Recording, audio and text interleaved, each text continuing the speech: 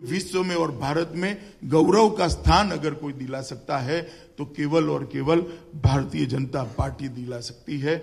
और बंगाल को विकास के रास्ते पर जो आजादी के वक्त जीडीपी में बंगाल का कंट्रीब्यूशन था, वो कंट्रीब्यूशन फिर से एक बार प्राप्त करने के रास्ते पर बंगाल को कोई ले जा सकता है तो केवल और केवल भारतीय जनता पार्टी ले जा सकती है। ये 5 साल के अंदर नरेंद्र मोदी सरकार ने बंगाल के विकास के लिए कोई कसर नहीं छोड़ी। पश्चिम बंगाल में 2 लेन, 4 लेन, 6 लेन रोड की सुविधा लगभग 800 किलोमीटर से ज्यादा बढ़ाने का काम ये भारतीय जनता पार्टी की सरकार ने किया है। इसके लिए 10,000 करोड़ रुपए का खर्च किया है। पश्चिम बंगाल में 2,500 किलोमीटर ग्रामीण सड़कों का निर्माण भारतीय जनता पार्टी की नरेंद्र मोदी सरकार ने पूरा किया है।